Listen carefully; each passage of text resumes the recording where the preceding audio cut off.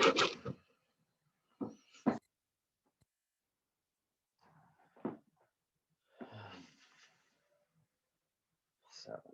we got 5 students.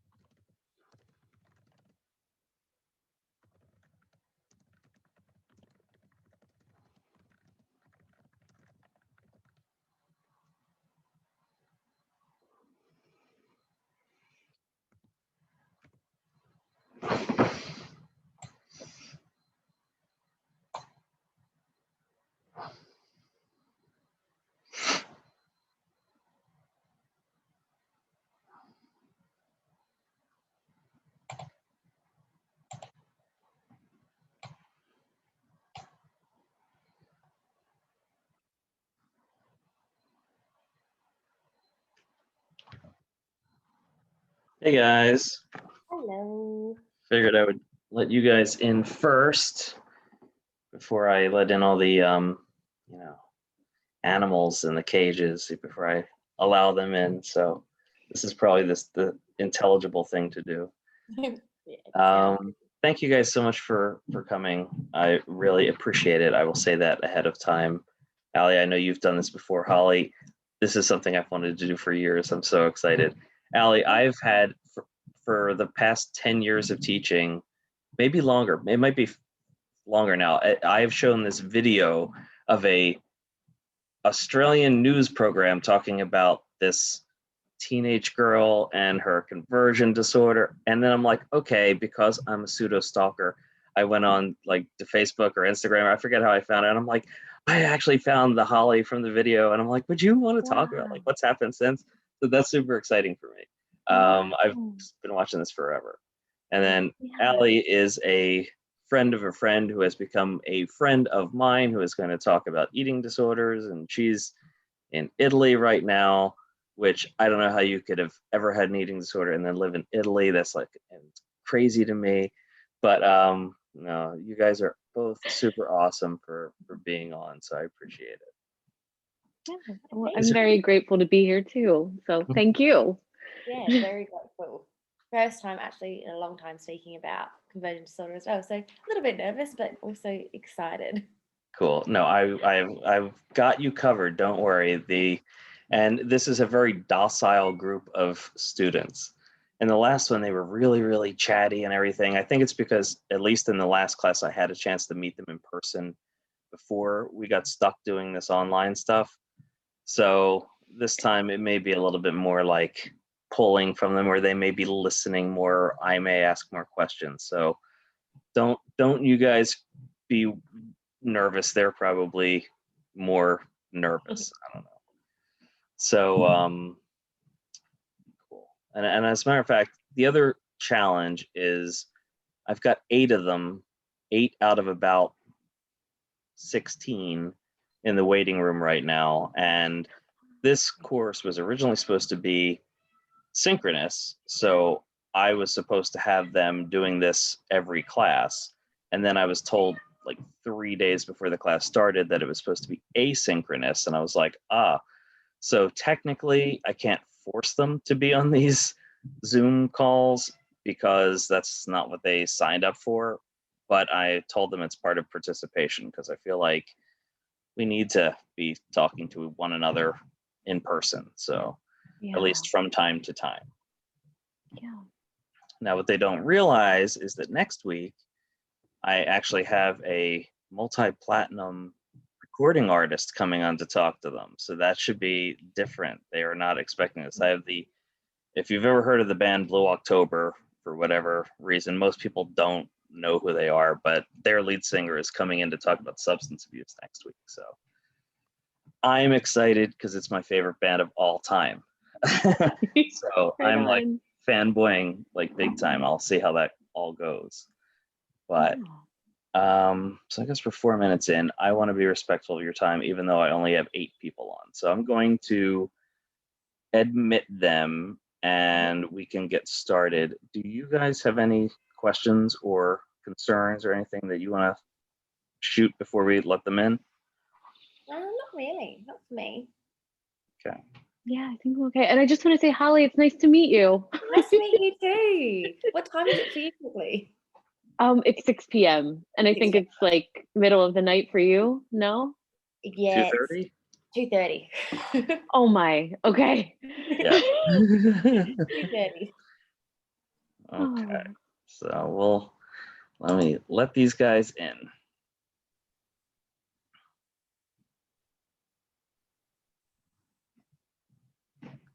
sorry, wait. Okay. There's another. I wonder if I could set the admissions to auto admit at this point. Be able to.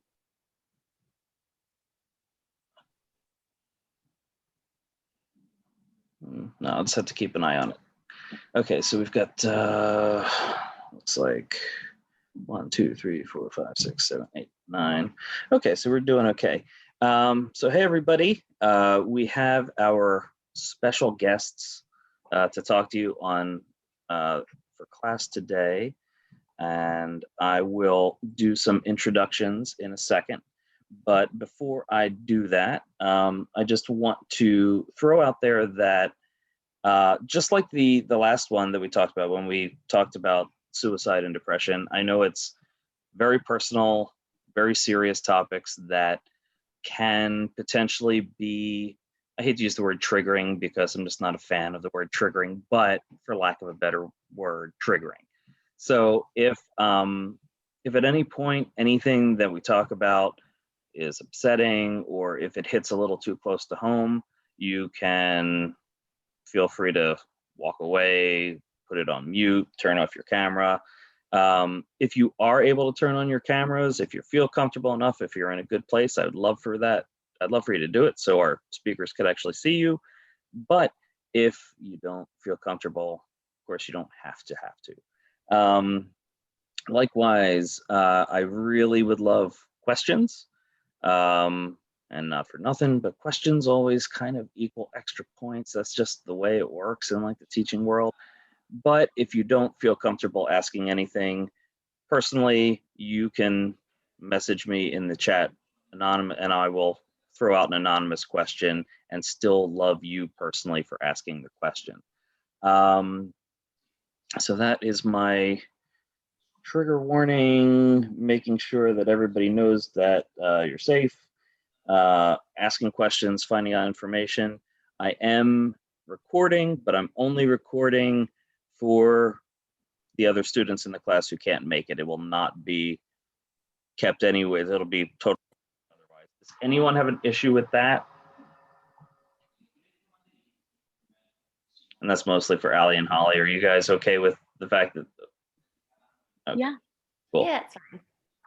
Okay, and then we had a quick question. Do we also have class Thursday? We don't have a class Thursday, but Thursday I will, for anybody that didn't want to rent the video that, or the documentary, I will put it up on my screen in Zoom and you could watch it through my computer. So if you want to come on and join the watch party, you can. If you don't, then you can rent it on your own time. Totally up to you. So that's what Thursdays is.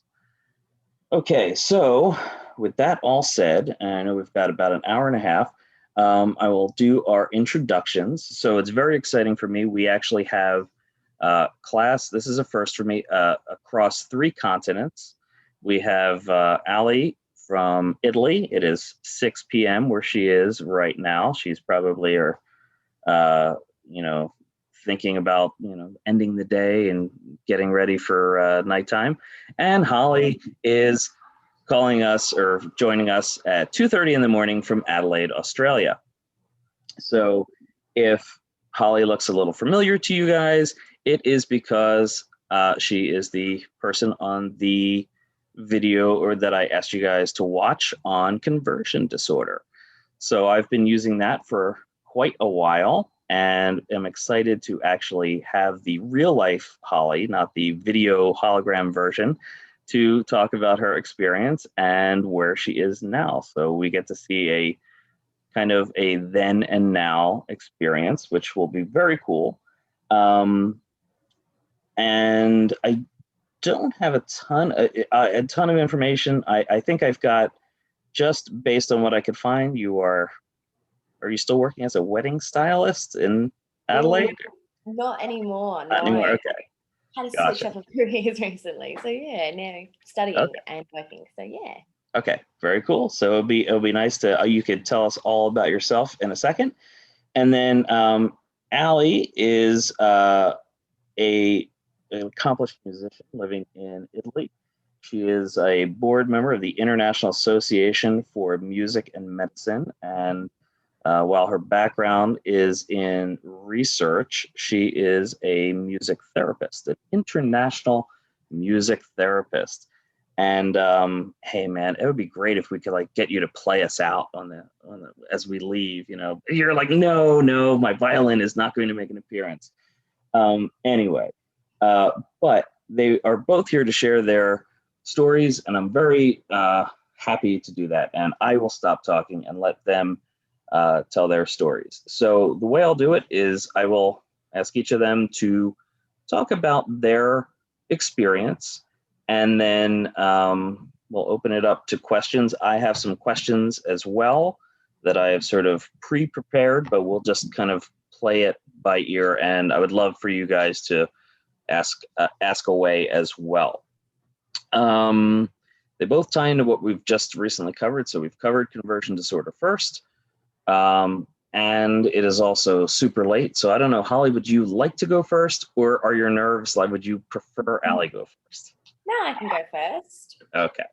So then I will I will temporarily mute myself. I will let you talk about just your overall experience to start, kind of what happened. We saw from the interview a little bit about what happened.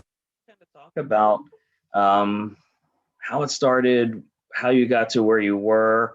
And then I think everybody would love to know kind of what happened afterwards and what you discovered about the disorder. This is one that I don't think people talk about a ton. So I think it's kind of particularly interesting to hear this story. So I will shut my mouth and let you tell your story. Alrighty, guys. So I first got sick when I was 14 years old. So the first instance of me getting sick was I was really heavily into my sports, dancing, netball, rugby, you name it, I played the sport. And I was playing netball one night, and I was kind of on playing against an aggressive team, and I got punched in the back. So from that, I was in an extraordinary amount of pain. For weeks on end, I came off the court in tears, but also the pain didn't go away. And because of that, I actually had to give up all my activities, and I became a bit depressed.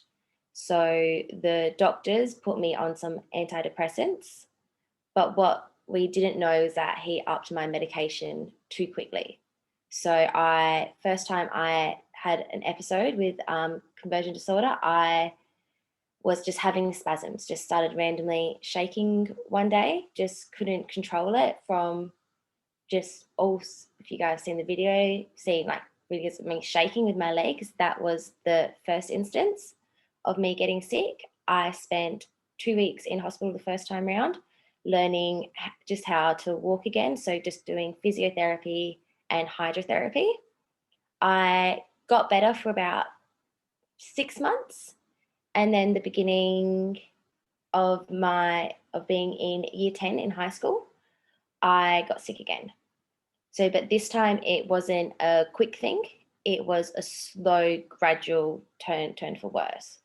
So it just started off with having some twitches here and there over the first couple of weeks. And then it got to the point on going on family holidays that I had to be in a wheelchair. And by the time we got back from family holidays, I was having to go to hospital because I just couldn't walk again. And the first time around, I actually wasn't diagnosed with conversion disorder.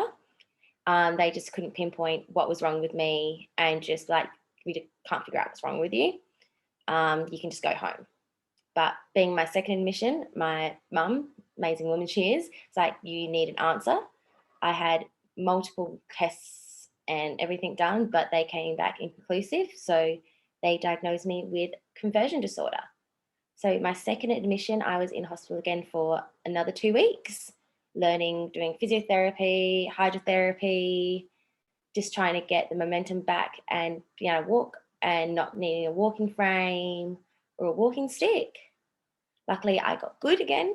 And then my third admission was the worst thing possible, just absolutely horrible.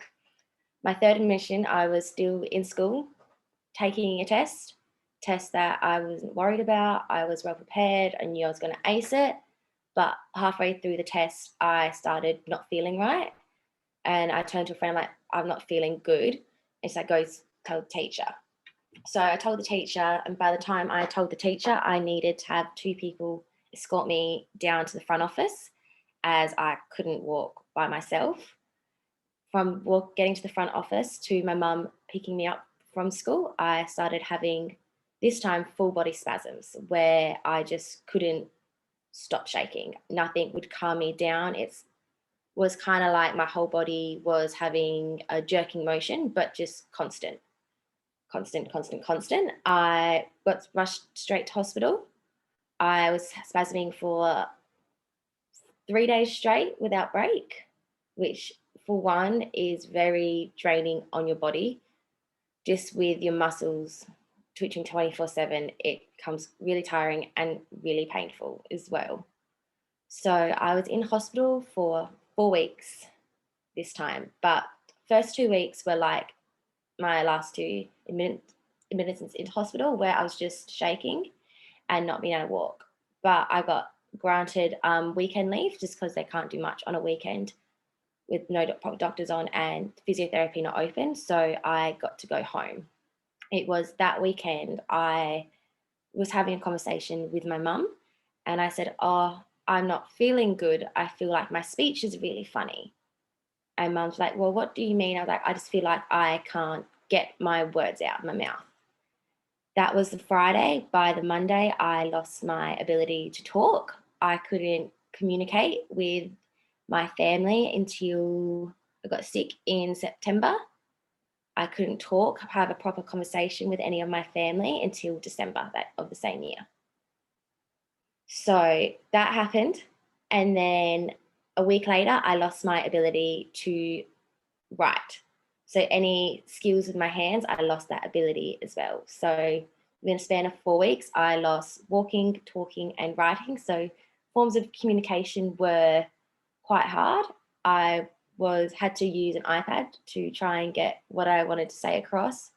But also with all that makes it really frustrating, because I knew what I wanted to say.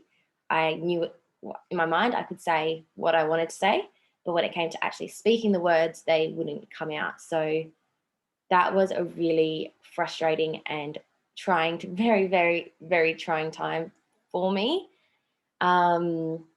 With that, I had to go into, same as last time, physiotherapy, hydrotherapy, but this time I also had speech therapy and occupational therapy. So every day I'd be having all 4 of them twice a day for 4 weeks in hospital. Then I got to come home, which was scary, really scary. I got used to having everyone around me being able to assist me. I still had my mum and my family home, but it was a different environment to be in as well. It's like going back to your old life, but not being able to do anything that you could do months before, which was really a wake-up call for me as well, which kind of, being honest, it kind of did suck a lot. Having been 16 and having to have someone shower you, make sure you can go to the bathroom okay, because being confined, especially when I was home, I was confined to a wheelchair and a walking frame, and our house was suited but really wasn't suited for a wheelchair. So having to try and get around the house, but also wanting to try and find independence as well, which is something that when you have conversion disorder to start off with, until you learn more and figure out how your new normal is, it's really hard to get some independence, especially when you're 16. You're coming into your independence as well. Like they're your years where you're going out, partying with your friends, having fun, and I couldn't do any of that. I was relied on my family for absolutely everything because I couldn't do it. But with all that, I was in a wheelchair until January. So in this time, I was doing 3 times a week. Once I left hospital, I was still going back in for my rehab, but we just weren't seeing any improvements whatsoever. And it was frustrating. So that was when I decided to reach out to Today Tonight, because also when you are diagnosed with conversion disorder, there is a massive stigma that it is technically a mental illness. So you're kind of put in this one little box that is, well, this is you're mentally unwell. Your mind's doing this to you. Like, you should have control over it. So to get recognition for being sick is quite hard as well, because there's nothing wrong with you. There's no test saying you're sick. There's no actual reasons why you have conversion disorder. But your mind is so a tricky little thing that it can just do these things that you can't control, if that makes sense. So we tried all different approaches. We ended up trying a holistic approach as well. So I started doing yoga, which is quite hard when you can't stand up or walk to start off with. But I found that helped so much. I did this massive 3-day intensive course and healing process where I found that, for one, it helped me connect with myself, with how I was feeling mentally with it, and trying to relax and calm down, because my mind's going in a frenzy. I found that yoga really helped relax my mind. And by the end of that, I took 2 steps, which was such a big deal for me. It was such a big deal, like being in a wheelchair for so long and having to have assistance with a walking frame and everything. To take 2 steps without having any sort of assistance around me was such a big milestone. And then from there, it really took pushing myself, being like, all right, I've taken 2 steps. Today I'm going to take 3. Next day is going to be 4. And then within, say 3 to 4 weeks, I was properly walking again, which is amazing. But then I went back to school because I was still trying to complete my schooling in this time as well. I went back to school in a wheelchair just so I could get around, because the school I went to was quite big and it was on 3 different levels. So I went back to school in a wheelchair. Then going around my wheelchair with a walking frame clipped onto the back of it, having to be pushed around quite a bit to get to all my classes. Then I eventually got my walking frame. So I went from my wheelchair, still had that just to get around, but then I had my walking stick, that got me to point A to B a lot easier than a walking frame. And then after that, I started not needing it anymore, which was good. By the middle of year 11, I think it was, I was back to functioning like I was before I got ill, which was amazing. But in saying, having conversion disorder, once it's gone doesn't mean that it's gone forever, which is one thing I've really struggled with sometimes still to this day, because I can be fine one moment and I can still have my really, really bad days where I still get my spasms play up. It's not as bad as it used to be. Now it's mainly confined to my right leg. My right leg was my worst leg when I was sick as well. So I find now that if I am in highly stressful situations, sometimes it can be completely random though, but sometimes highly stressful situations, I will start having flare ups again where I am spasming. And then for the next coming days, I am limping again. But I've learned that also I've got signs and symptoms now. I can actually see when it's about to happen.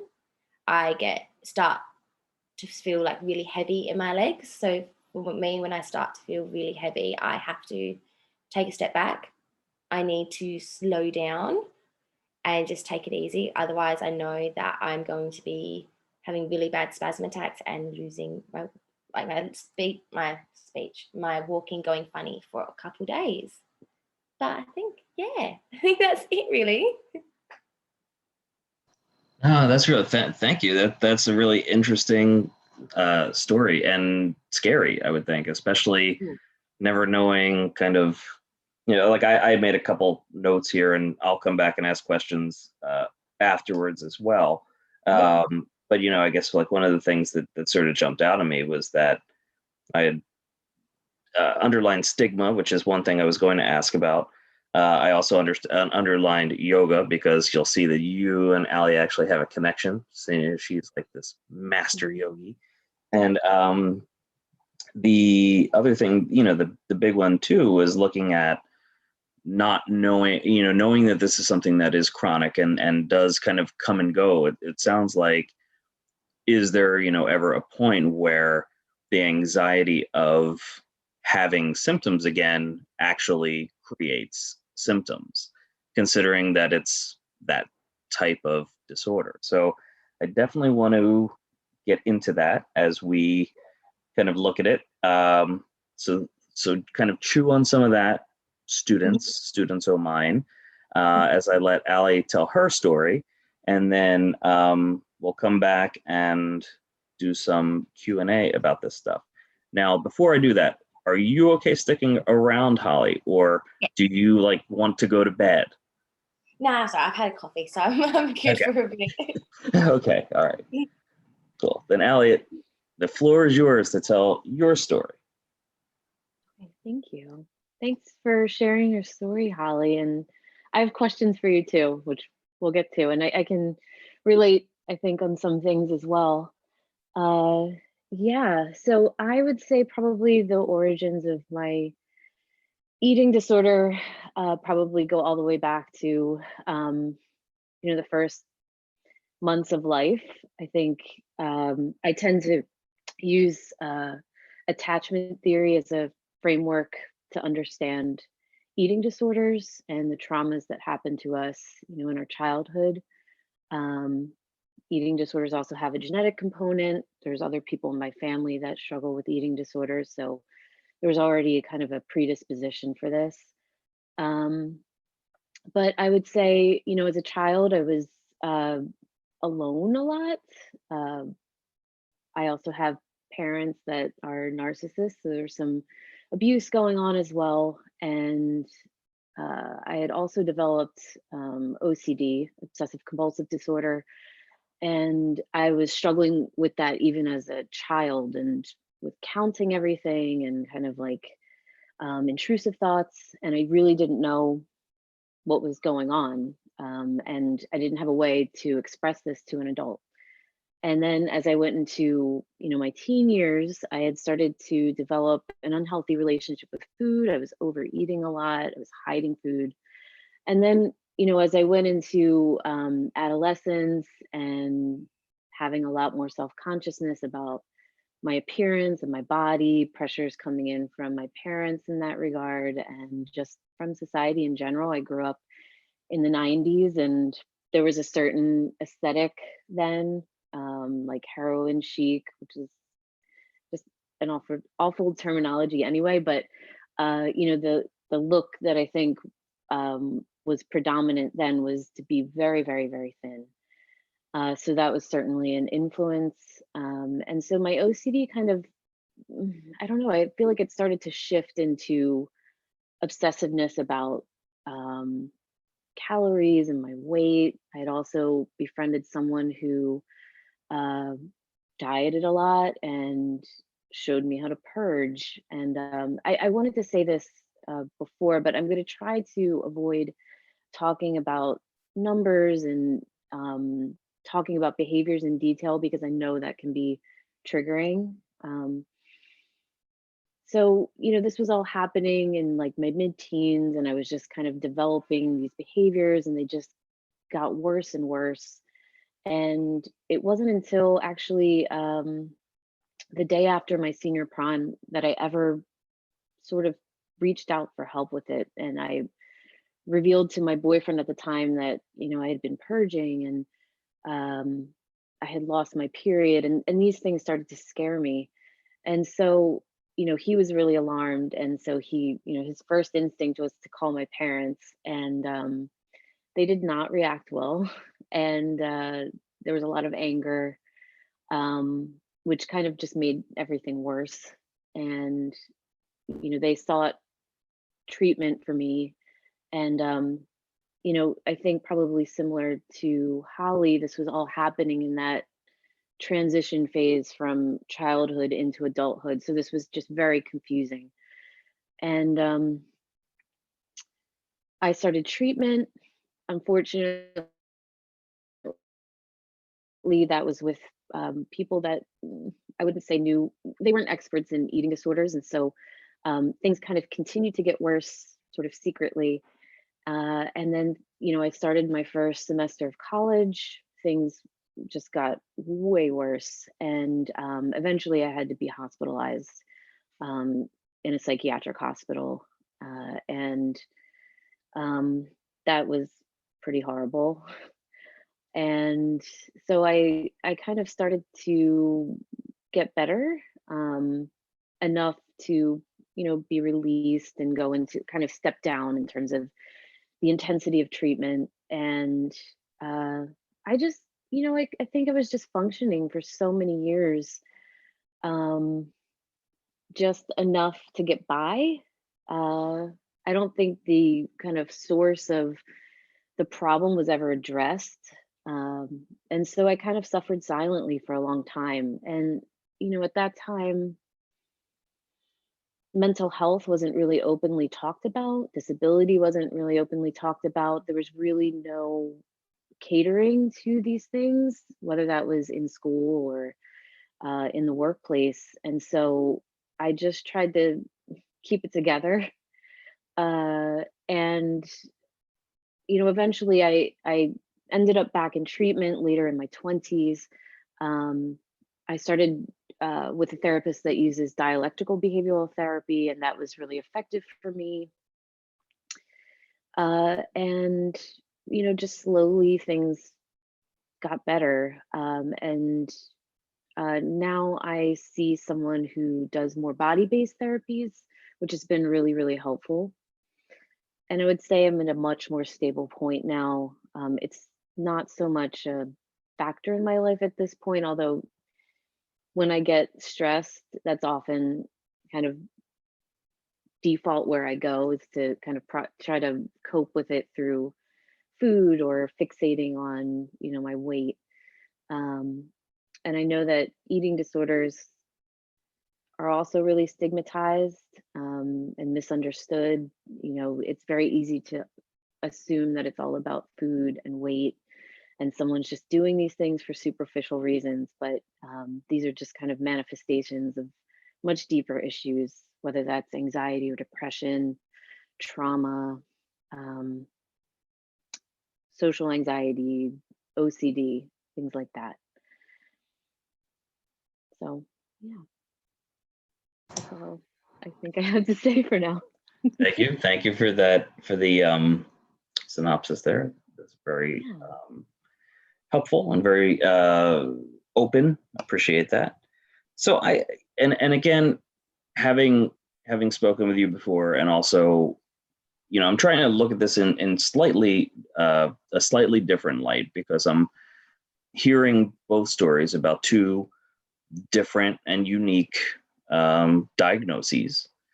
Yet I'm hearing more similarities than I even expected to be honest. I'm looking at certain things like, that underlying level of anxiety that is unconscious, and conscious, I guess, in some instances. But it's like one of the notes that I sort of made here is, at the heart of both of these things, could these be at some point considered an anxiety disorder? In some ways, maybe, in some ways, maybe not.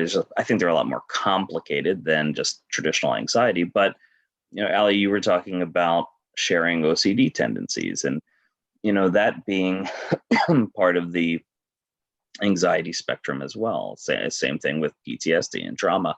So I think we see a lot of these things are pretty intimately related. And you also talked about sort of the etiology about there being some genetic stuff, as well as kind of that early loneliness, which is sort of that psychodynamic look.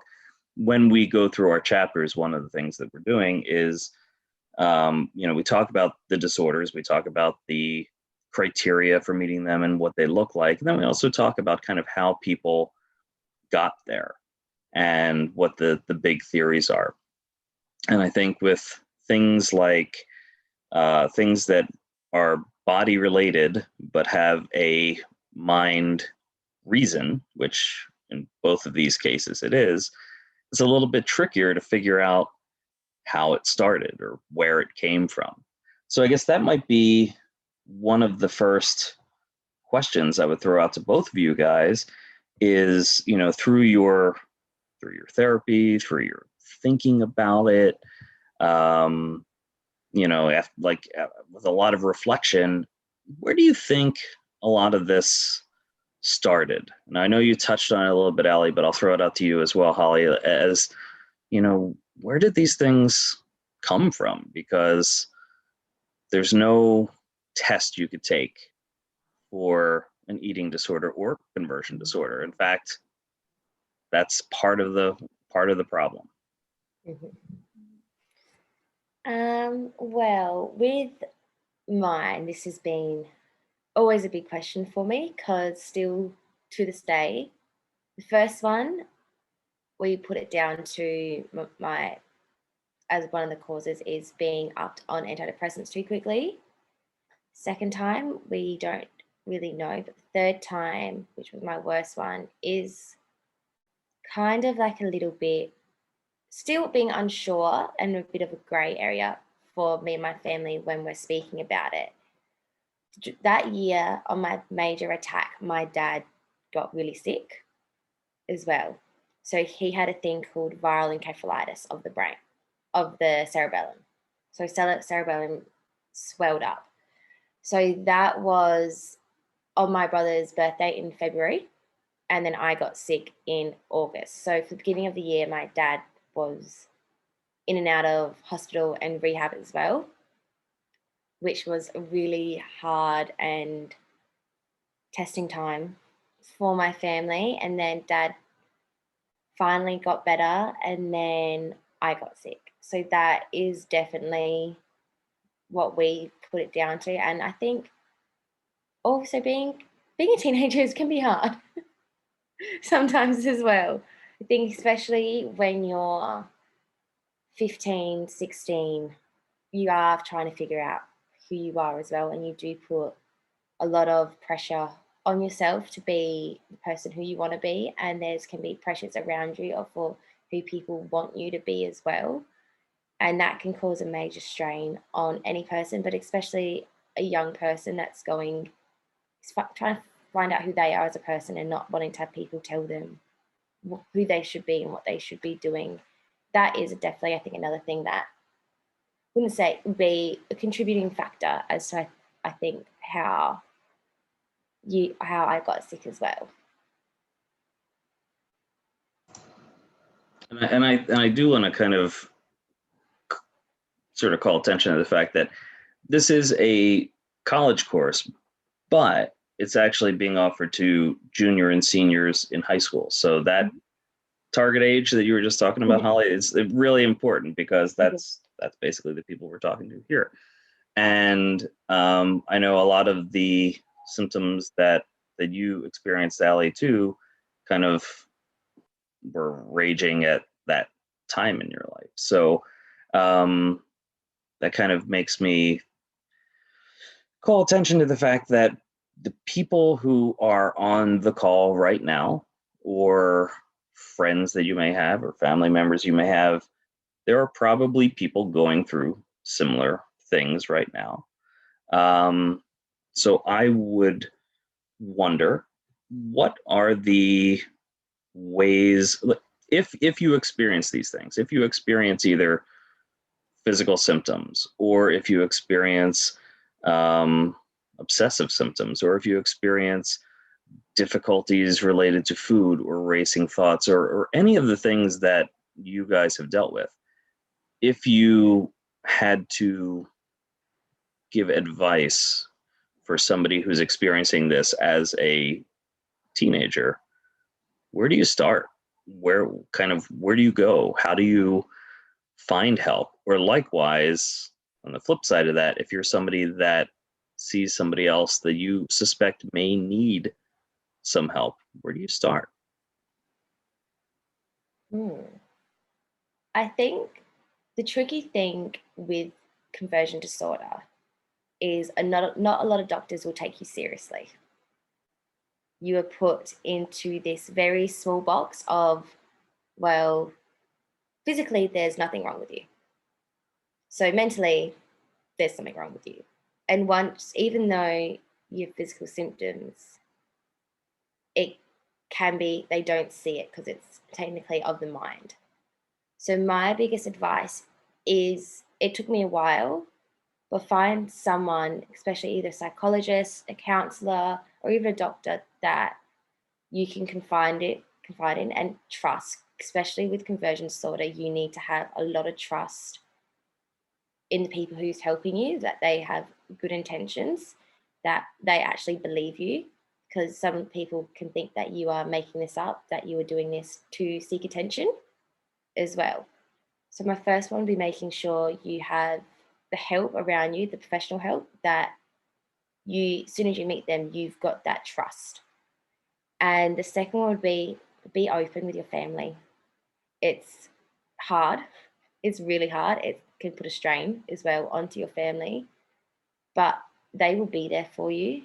And it might not feel like it at times, just with how you're feeling, but they have your best interest at heart as well, especially your family. They want you to be better. They want you to do well. And your friends, it can be hard. It can be really, really hard with your friends. But if you have a core group of people that you trust and that are there for you, that just speak to them, because they will listen, and they might not be able to help much, but they can listen. And that's actually a really big thing, to have someone to listen to how you were feeling as well. Yeah, I couldn't agree with Holly more about finding the right practitioners. I didn't know that. I didn't have any idea about psychotherapy when I was that young. And so when I went into that system, I didn't know that, hey, if this therapist doesn't feel right, I can voice that and look for someone else. So I would just say, really advocate for yourself and find someone that you trust, that makes you feel safe. Um, and then, I mean, extending that out into the people in your life, just trusting that you can open up to the people that you feel safe with. And if you are a person that has a loved one that might be dealing with an eating disorder, I would advise just having as much patience as possible. Oftentimes with eating disorders, the person doesn't want to change or get better. It can be really scary, the notion of like getting better. They might not even think that they have a problem. So I would just say, try to be as patient as possible. Listen, ask like how you can help them. Try not to give advice. And just, you know, don't be talking about weight or trying to lose weight around that person. Try not to be restricting food around them. I would also say, as much as you can, I probably say this for everyone, try to be more intentional about the use of social media. I can't even imagine what young people deal with now with like Instagram and whatnot, and just all of the images you're always taking in that can be a lot of times really toxic. And so just being more aware of that, trying to minimize exposure to the imagery and the media that don't make you feel good. Yeah.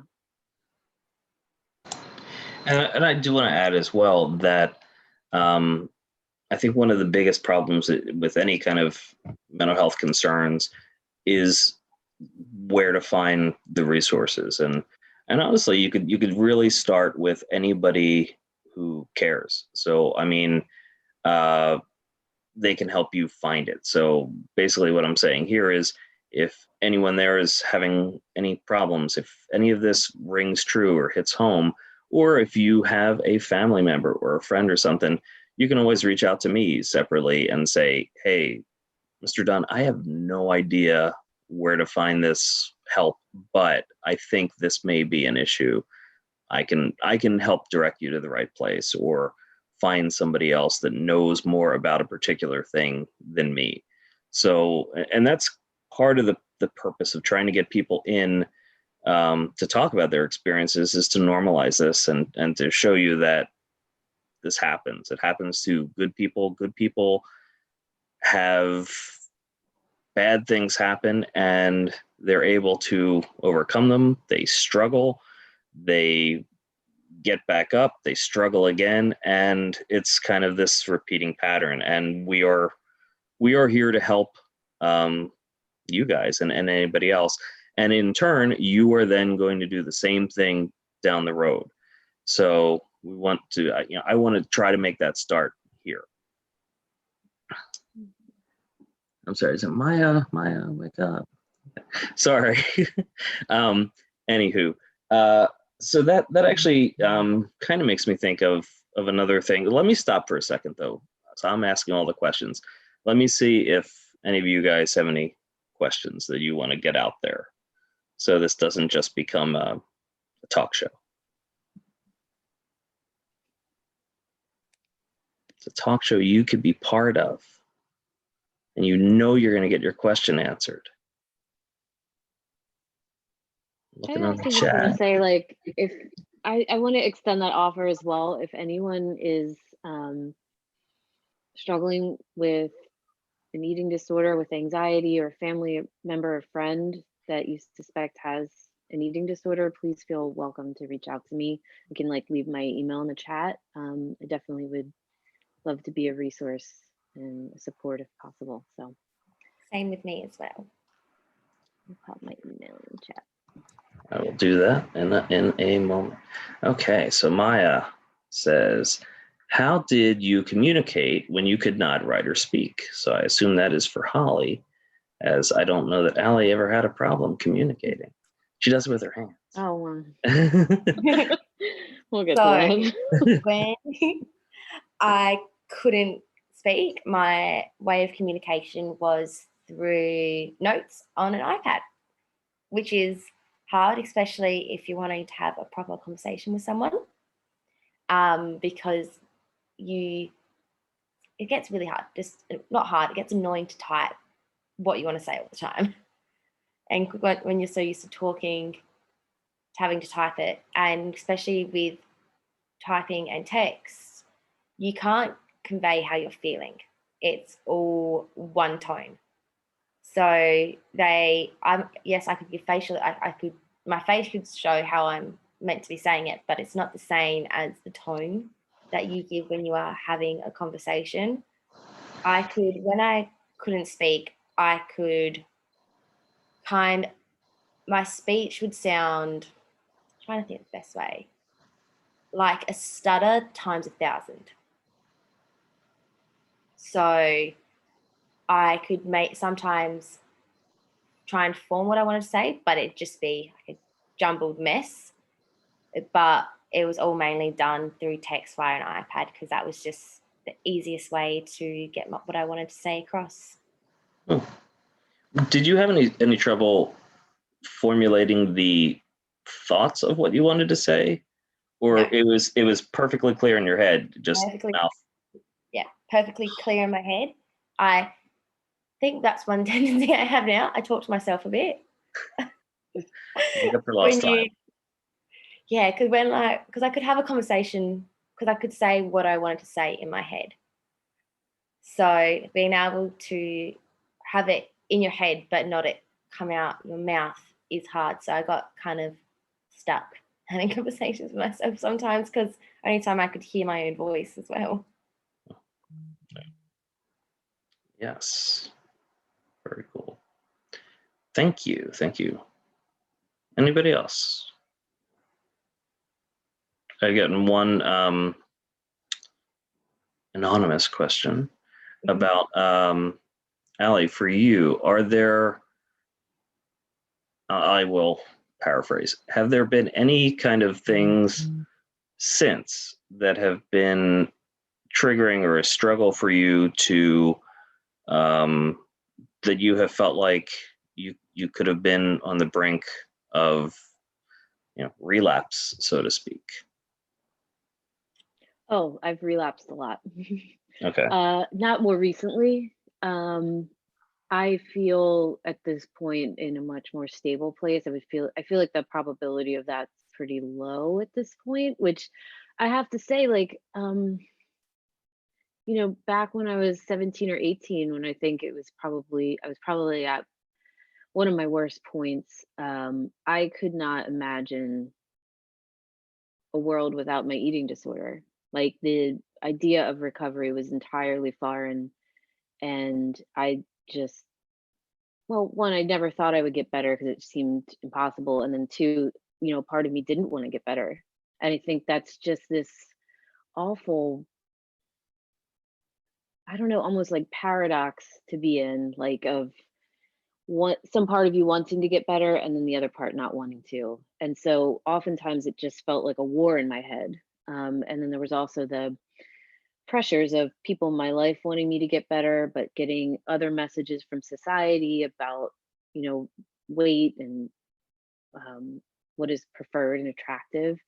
And yeah, for someone who is coming into adulthood, it's so very confusing. Um, yeah. But as for like more recent triggers and to a point where I think I would relapse, I would say that's not so much of a worry for me now. But I do have moments where, once in a blue moon, I'll engage in a behavior. Um, and it's usually because something stressful happened. And oftentimes it's connected to dynamics with my family. And I don't, I think with eating disorders, I can't stress enough the necessity for family therapy. Usually it's like, usually the person with the eating disorder is like the alarm going off saying like something's wrong with the family, like, something is wrong with this dynamic. And usually, like, I think, I'm using my family as an example, and there's definitely other family members that have struggled with eating disorders. um, there's probably a genetic component to that, but there's also like intergenerational trauma. If we don't kind of fix the dynamic in the family, it just keeps getting passed down generation to generation. And so I think that's also a part of it too. Yeah.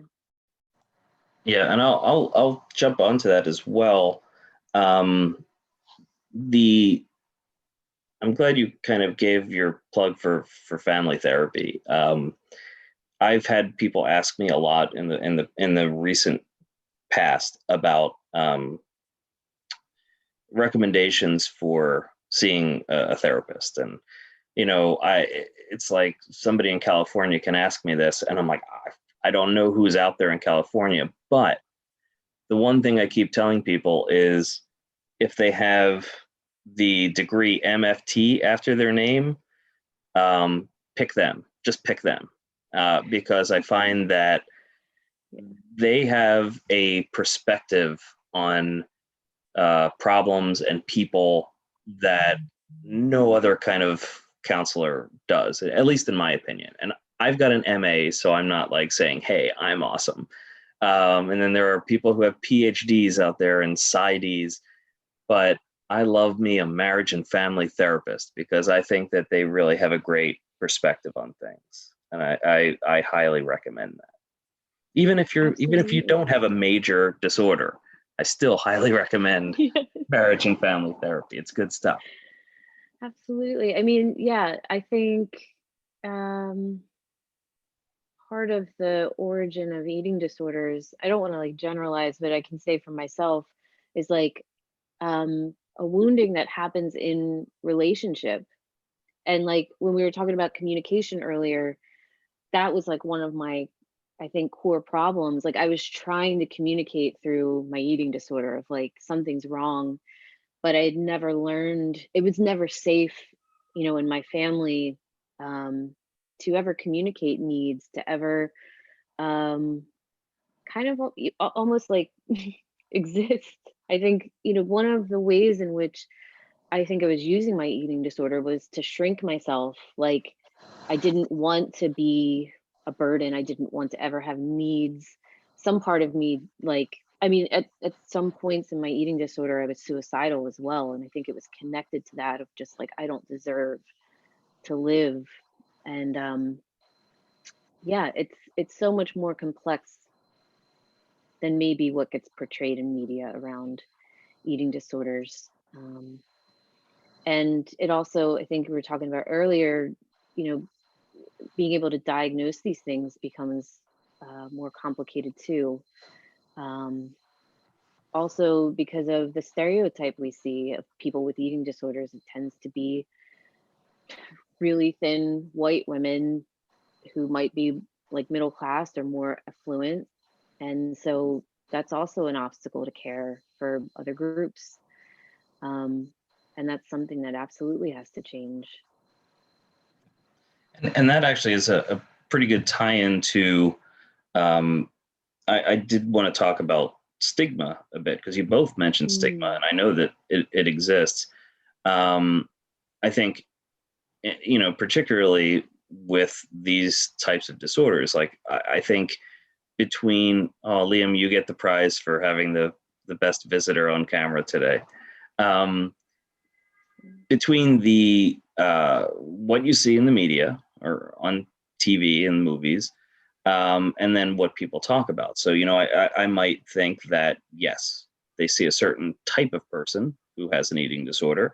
They may also think that eating disorders are a choice, that people are doing it intentionally for reasons that aren't true. And you may hear, well, just, you know, just eat, you know, just eat or just don't eat or whatever. And then likewise with conversion disorder, I know, Holly, you had talked about some people might think that you are doing it for a particular benefit. And, you know, there is a name for that. That's also a disorder, but that's malingering. And, you know, how do you not get confused with somebody who is trying to get drugs or treatment or attention or whatever? It's not, you know, just because you have these symptoms doesn't mean that it's Munchausen's syndrome. So how have you guys personally felt and dealt with stigma? Because I know it's there. Well, stigma with conversion disorder is hard because, like you said before, it's like some people do think you have Munchausen, which is doing it for gain. You want to either get drugs, get stuff, get sympathy, where conversion disorder, you don't have control over it. You don't have control over your own mind. And for people, the massive stigma is, I heard it all the time, oh, I'm just wanting attention. Oh, I'm just doing this because I feel sorry for myself. There's all this like, oh, it's all about me, where yes, it was, but I didn't want it to be about me. I wanted to be a normal teenager. I wouldn't want this to anyone to go through this, because it's not attention you want at all. It's help.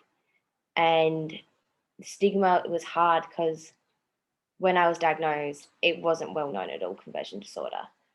So there wasn't a lot of knowledge behind it that there is nowadays. So you kind of just put in this corner of stigma. Oh, she's just mentally not well. She's too hard to deal with. So you put in a little box in the corner, just a hard basket case. And it also, one of the biggest stigmas I found for me was school. School was really hard, not just with the students, but with some of the teachers as well. Because I missed out on almost all up a year of school, but I was still in school, in hospital. But I was determined to graduate with my class. I remember going to school and my coordinator was like, "You're not going to graduate. You won't be graduating with your class. You'll probably have to stay back a year." And especially when you want support, because he just thought I was too hard work, because the stigma was there that, oh, she's too hard work, she's got all these issues. So then again, I was chucked in the corner of, well, you're not going to graduate as well. So stigma, especially that, because like I was saying, you're in this box in a corner of too hard of a case. You're doing it to yourself because it's a mental disorder, that people don't understand this, how your mind is powerful. Your mind has more control than what you think it actually does as well. And yeah, that was a massive stigma. I tried to get people to understand that it's not me doing. I'm not doing this for attention. I'm just not well. But yeah, it's really hard, the stigma around conversion disorder.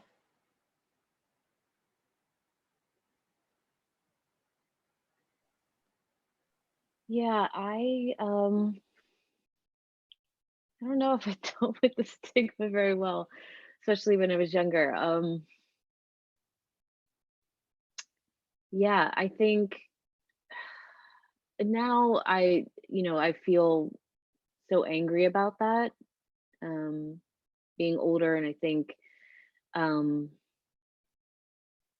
just having done a lot more work around my past. But I think I also feel like a tremendous amount of grief, like Holly, when you talk about like not having a normal experience as a young person, I can really relate to that.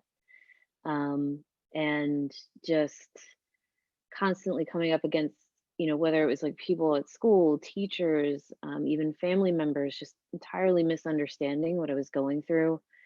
Uh, I just tended to hide a lot more, which probably made it worse, but there wasn't really any, I don't know if there was like really any opportunity to um, be more open about that. Because it just, at that point, in the late 90s, early 2000s, I think any mental health issue was just so stigmatized. I don't even know if it was even looked at as like through a disability lens, where I think people might have more compassion. Um, and yeah, like with eating disorders, especially, it's like, why doesn't she just eat? Or she's just doing this for attention. And I think there's like a physical component to it too with an eating disorder, where you're just so physically drained that you just don't have the energy to like fight those battles. Um, but I think you end up, at least for me, I internalized a lot of that, and I'm still trying to unlearn that and still working through that, of not actually saying those things to myself. Um, and I hope that, at least like us coming here today and talking about these things helps towards breaking down that stigmatization. Yeah. Thank you. Yeah, no, I hope so. Because I think every mental health diagnosis, from schizophrenia to depression or PTSD. It's like you could say almost any of these things. And if a particular person or type of person automatically jumps into your head, there's probably a stigma related to it. Even, it's like talking to you guys. If I were to say ADHD, you probably automatically have a picture of that particular student who is like the ADD kid from school. And that right there is kind of stigma related. So definitely want to, I appreciate your, stuff there. There were two other private messages. One was, what kind of support did you two personally find was most helpful for you? And the other was, what types of emotions did you experience throughout this? So two kind of different questions, but I wanted to make sure that they both were heard since somebody took the time to put them out there.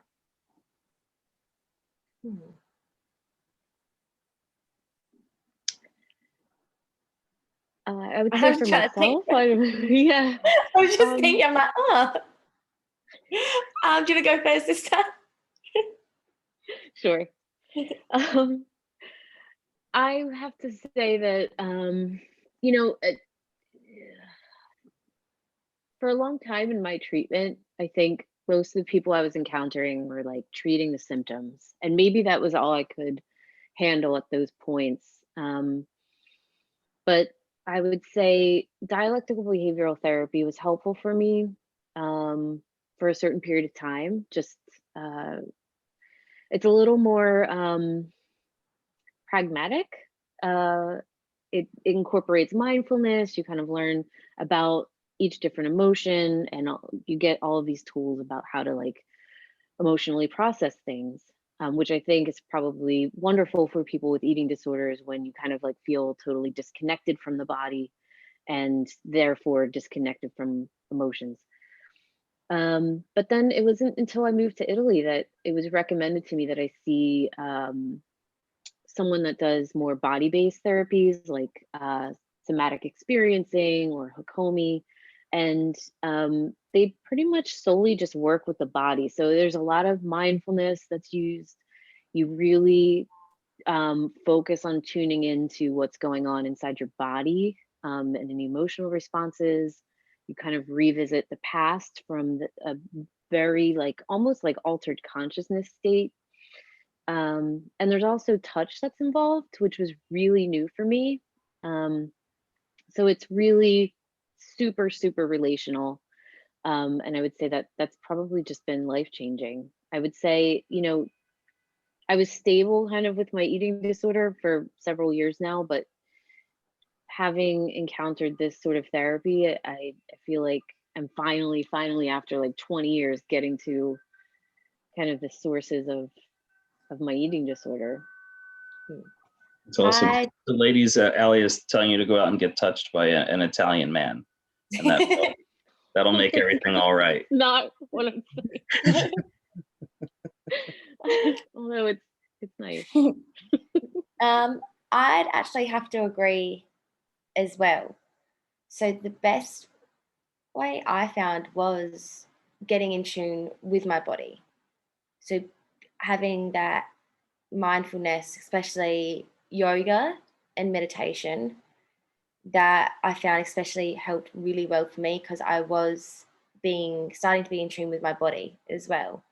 Trying to go, especially with yoga, going through the flows of the motions, trying to connect all my body coming together as one with the moves. Meditation, just relaxing my mind. That's one big thing I found that helps so much. Just taking time to just relax my mind with having a simple guided meditation, just zoning out. I think that definitely was one of the best things that for me as well.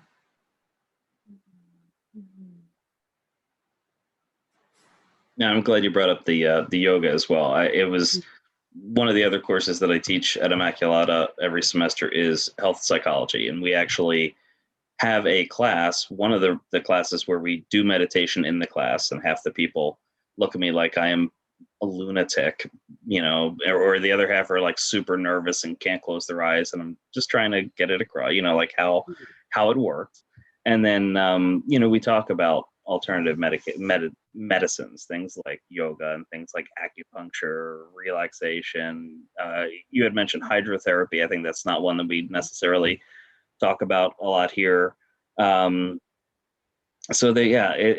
It's nice to hear that some of those things, those adjacent things, really make a difference. Oh, you know what? And you haven't talked about music at all, Allie. Has music been therapeutic, or is it Yeah. kind of? Yeah. Oh, absolutely. Like, definitely, especially, going through all of that, there was music that was really, really meaningful to me. And at times it just like kind of kept me afloat. So for sure, yeah, music has been so important in my life in that way. Yes. And, the times that I felt so fucking alone, sorry. I felt like, music, whoever was singing, whoever the artist was, like I just felt connected to someone. And that was always really helpful. Yeah. What And was it? I think someone asked like a question about emotions. Is that Oh yeah, it was. What if you had to talk about the emotions that went along with the disorders? What did you see that would pop up? Sadness, anger, fear, all of the above, none of the above. Anger. A lot of, to start off with, a lot of anger. A lot of why me? What did I do to deserve this? It consumed me for a long time. It really did, my anger with it. It was hard, especially, I think I always go back to being the age that I was, that I was angry that I couldn't go down to the beach with my parents because my wheelchair couldn't go on the sand. I couldn't go out for friends' birthdays because it's too hard to go out with a wheelchair and a walking frame. I was angry that I lost so many friends that I thought were my true friends as well. But now I kind of wouldn't change it for the world though. I'm made me who I am today, my conversion disorder. The person I am, I wouldn't be who I am if it wasn't for my conversion disorder as well. But the feelings I felt took a long time to deal with. Dealt with me getting better, running off to the other side of the world for 7 months to try and gain independence, because that's one thing I lost, was my independence for a while, to get to be running to the other side of the world. And finally having me time to realize that I had held a lot of anger, a lot of resentment as well, and that I was resentful that I lost so much time that was in my formative years as well. You're more mature than I don't know. Whatever time you lost, you sure made up for it in a big way. Because the way you speak about all this is fantastic.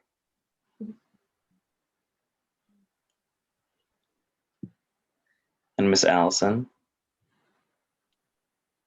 I it's only recently that I've really felt any anger, but I think that was like an emotion that wasn't allowed, when I was young. So it was this sort of like terrifying thing. Um and I think I was just so shut off when I was, at my worst. I just felt entirely numb. Um and that was the whole point, I guess, to some extent, was just to like push everything down all the time. But then think, something kind of minor could happen and I would feel like overwhelmed with an emotional response. And it was totally kind of dysregulated. just because of, constantly pushing things down, and then it could take something very small, and it would just be almost like paralyzed, and overcome with emotion. I'm sorry. Okay, sorry, my boyfriend was in the room and I was distracted.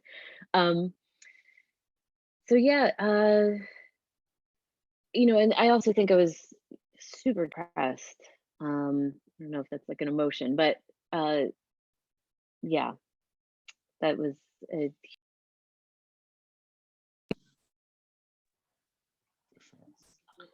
All right, so I think we lost your voice there.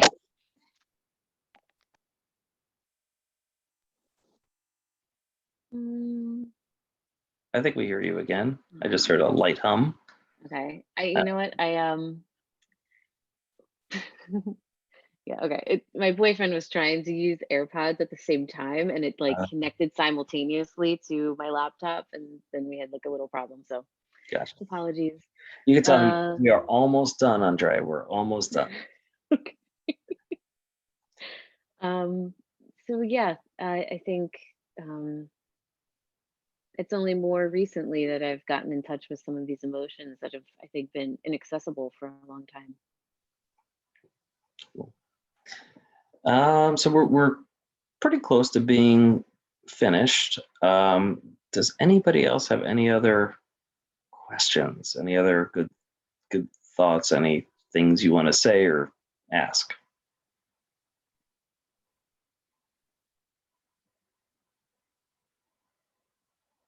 All right, then I've got one last one, the most important question. If you guys could have any superpower, what would it be? Oh my God.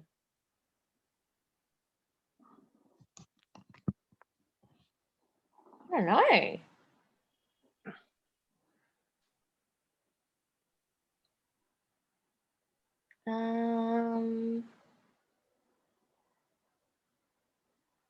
I actually don't know. Maybe either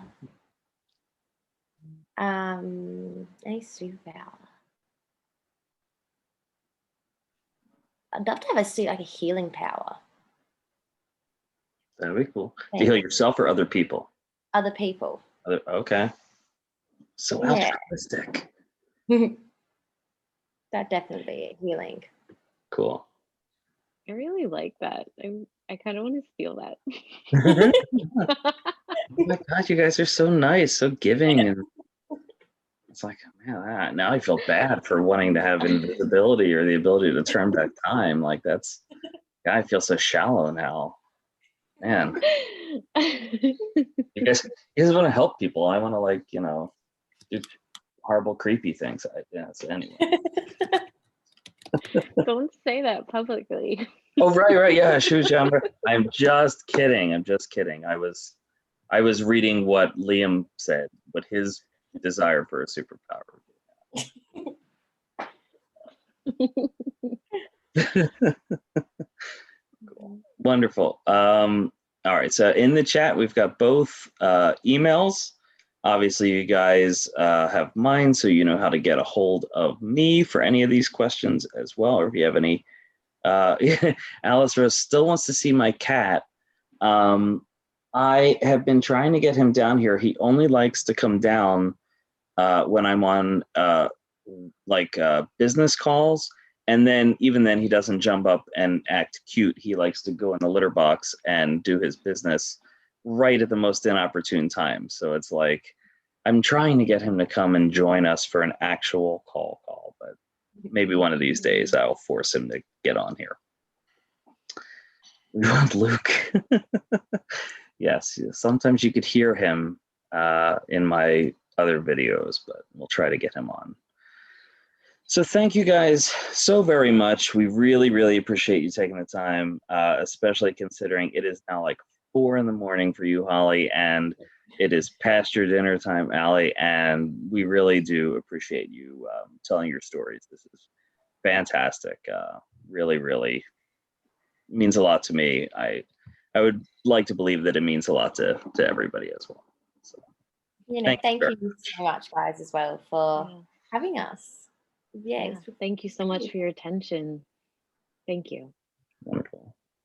All right, then I will see you guys Thursday if you want to watch the video with me. Next Tuesday, we have another very special guest to talk about substance abuse. So if you want to hear some interesting stories, that should be good.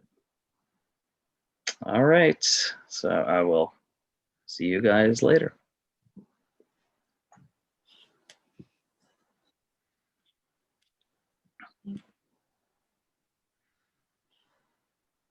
They get off so fast, like leave. No. This whole COVID thing is like ridiculous. I mean, thank God we can try to find ways of being creative to do. I mean, I like trying to do this kind of stuff anyway, but it's especially important now. So I really do thank you guys so much. Anytime. Thank you for having us. Yeah. Hey, and if either of you want to join in and listen to Justin Furstenfeld talk about substance abuse, you're more than welcome. I think last semester I had you guys. So to give you an idea, the company you're in, last semester I had Olympic volleyball players come and talk about mindset, which was kind of fun because my daughter is a aspiring collegiate volleyball player. She's just started high school. So I'm like, oh my God, I'm going to just tweet these people that are her idols and see if they can come on. I'm finding when you tweet people, like they're pretty nice about coming on. Yeah. So considering who my audience is, my daughter told me that I have to start tweeting the members of One Direction.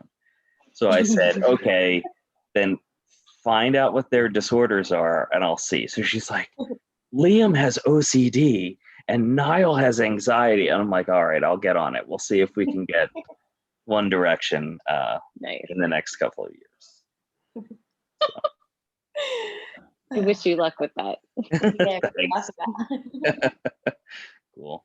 Thank you guys again. And I'll be in touch with you guys. And stay in touch. Yeah, stay in touch, definitely. Thanks so much again. It's nice to see you guys over FaceTime as well, over Zoom as well. I know. It really is. It's very cool. Yeah. Awesome. Right, I'm gonna go to bed. Okay, you go to sleep. You go get some food. All right. See you guys. All right. Okay. Bye. Ciao. Ciao.